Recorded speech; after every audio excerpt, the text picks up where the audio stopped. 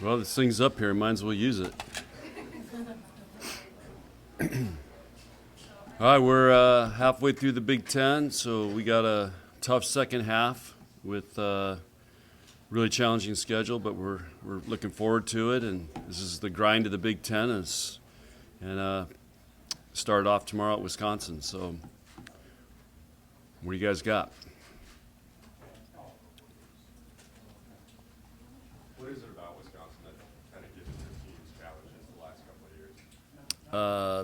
Well, they Sidney Hilly and Dana Recke for 5 years we had to deal with, which is tough. But they've got a lot of great players. They've done a really good job. They're always in the hunt. They've won 3 straight Big Ten championships. So right now we have to go on the hunt here. We're not protecting anything. So it's a great challenge for us. And but.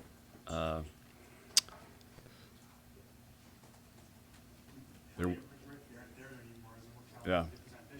Well, they still have Robinson and Schmirk, who was the MVP of the Final Four, and they got one of the best transfers in Franklin from Michigan State. So it's it's a very talented team, and they have great coaching and tough environment. So again, it's a great challenge for us, and this is what you got to do in the Big Ten if you want to be in the hunt for a Big Ten championship. We got to go find a way to win.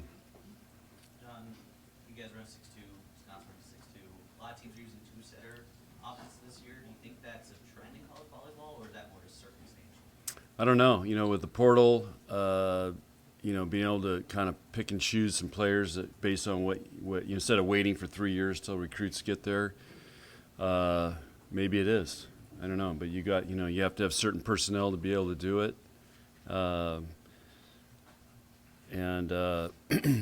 I'd much rather be in a one-setter offense, but this is what is best for us right now.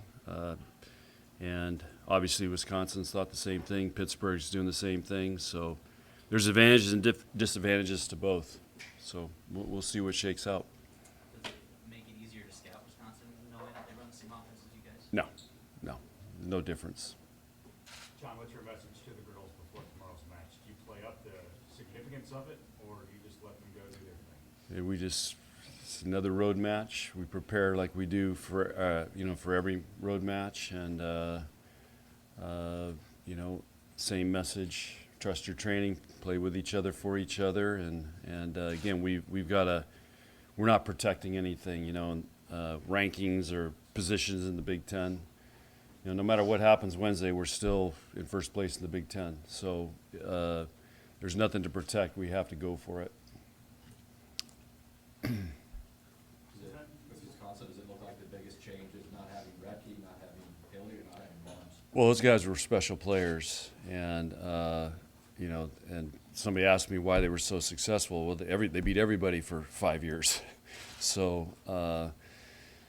But they're still a great team, and they still got a ton of talent, and completely different system now.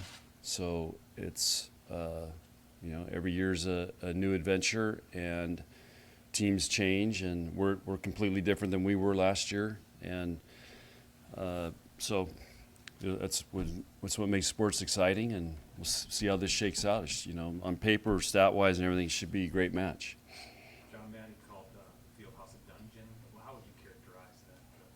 Well, I coached there for 7 years. So I played hoops in there, coached there, saw a boxing match in there, saw wrestling, saw Coach Bennett can't remember if it was him or Stu Jackson was a coach. They played a retro basketball game when I was there in there. It was unreal.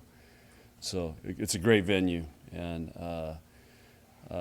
they've obviously made a lot of upgrades since I was there. There was no air conditioning. We had issues with the humidity in the floor, but it's a fun building to play in.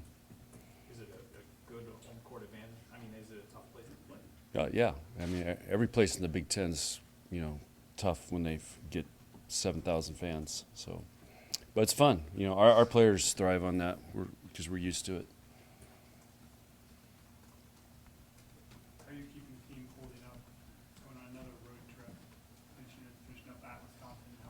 Yeah, that's the art of coaching. You know, how do you push them hard, keep them rested, keep them caught up on everything.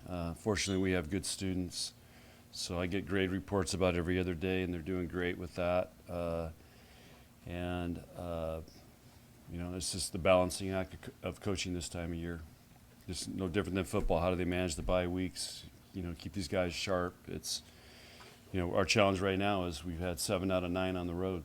But, you know, we'll have more at home in the second half, which will be nice. I'd much rather be at home in November than on the road a bunch in November. Trying the middle is always a focus for you guys, but is it even more important against Wisconsin to open up the offense? We're always trying to open up the offense. So, but, you know, yeah, we're always trying to get better than that. So we tweak it every week. We tweak something. What's holding you back there? Well, our numbers are a lot better than they were last year. So I mean, I'm going to ask Trev for a bonus. Anything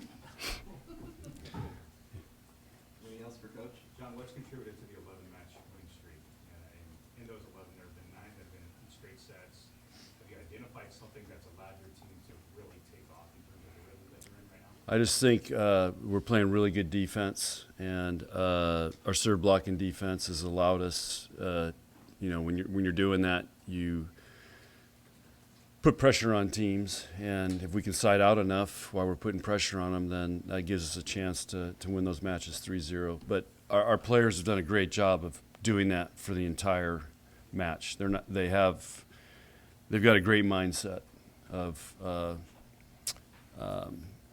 just a great mindset of playing the next point and trying to play at our level that we know we can play at, and they've done a really, really good job of that.